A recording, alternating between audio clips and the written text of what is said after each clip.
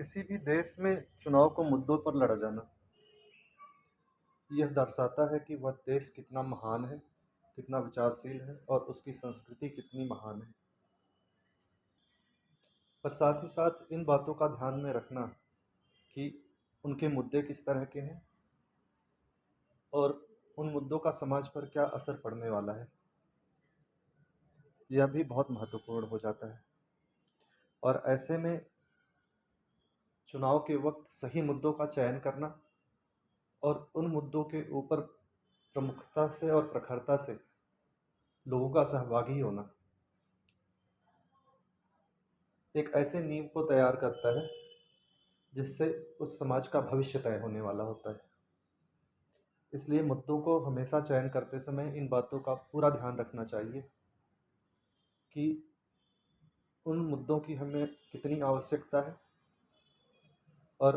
आने वाले समय में वह कितना प्रासंगिक रूप से हमारे जीवन में बदलाव ला सकते हैं।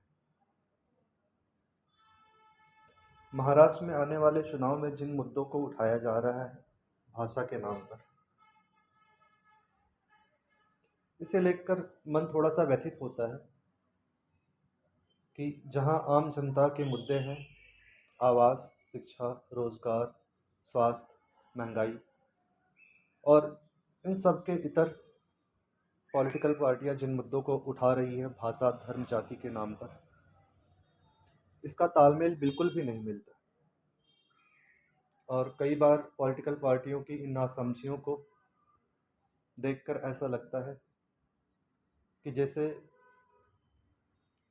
ये अपनी नाकामयाबियों को छुपाने के लिए इस तरह के मुद्दे लेकर आते हैं जिससे समाज आपस में बटे और ये अपनी नाकामयाबी को छिपाकर फिर से दोबारा सत्ता में आने की कोशिश करने लगते हैं। पर शायद इन पार्टियों को यह पता नहीं कि यह समाज बहुत ही विचारशील है और यह अपने हर एक मुद्दे को बहुत बारीकी से देखता है, समझता है और जानता है। इस समाज को भली भांति पता है कि वह एक आज़ाद हिंदुस्तान में है और यह भारत प्रगति के मार्ग पर प्रगतिशील है और यहाँ अब जाति, धर्म और भाषा के नाम पर मुद्दों को उछालना उन पार्टियों को पूरी तरह से मुंह के बल गिराने में सक्षम है। और जितनी जल्दी ये पार्टियां गंभीर तरीके से इस बात को समझ लेंगी कि अगर उन्हें अपना सामाजिक वजूद बचाना है तो उन्हें समाज में उन मुद्दों को लेकर के जाना पड़ेगा जिन मुद्दों से लोगों के जीवन को प्रभावित कर सके। आज के समाज की सबसे ज़रूरत की चीज़ है कि उनके बच्चों को अच्छी शिक्षा मिल सके, उन्हें अच्छा आवास मिल सके, रोज़गार मिल सके, महंगाई से बच सके, एक सुरक्षित जीवन जी सके और अच्छे स्वास्थ्य के लिए उनके पास अच्छे अस्पताल मुहैया हों। और जो भी पार्टी इस तरह के मुद्दों को लेकर के समाज में आएगी और अपने विचार व्यक्त करेगी कि वह किस तरह से इन चीज़ों को आम नागरिक तक पहुंचा सकते हैं और उनके जीवन में एक अच्छा बदलाव ला सकते हैं, तो लोग भी उनके प्रति आदर और सम्मान व्यक्त करेंगे और उनका साथ जरूर देंगे। हमारे समाज की सबसे बड़ी विडंबना यह रही है कि समय समय पर प्लानिंग कमीशन और न्यायपालिका वक्त के साथ कानूनों में बदलाव लाते रहे हैं और समाज की ज़रूरतों के हिसाब से परिवर्तन करने की कोशिश करते रहे ताकि समाज सही तरीके से चल सके। पर आज तक कोई प्लानिंग कमीशन या इलेक्शन कमीशन ने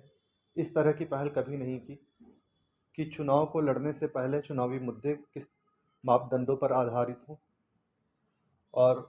जब नेता इलेक्शन में लड़ने आ रहे हों तो उनके लिए उन मुद्दों की जिम्मेदारियां किस तरह से उनको बताई जाए कि वो समाज में कोई भी इस तरह की के मुद्दे ना लेकर के आए जिससे समाज को असंतुलित किया जा सके और हमारी सभ्यता और संस्कृति के ऊपर कोई कुठाराघात ना हो। और जब तक कोई इस तरह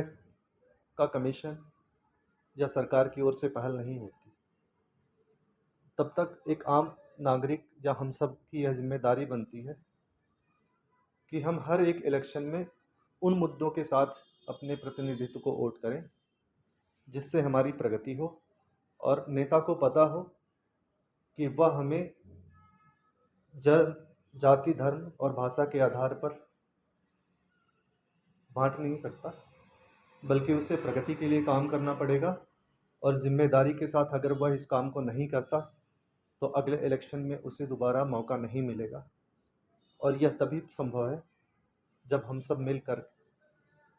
अपने लिए अपने मुद्दे खुद तैयार करें और उसे जनता के प्रतिनिधियों को पहुंचाएं और उनसे कहें कि हमें इन कामों की ज़रूरत है और हमारे जीवन में इन चीज़ों से फ़र्क पड़ता है। अगर आप इन मुद्दों को पूरा कर सकते हो तो हम आपको इलेक्शन में वोट देंगे,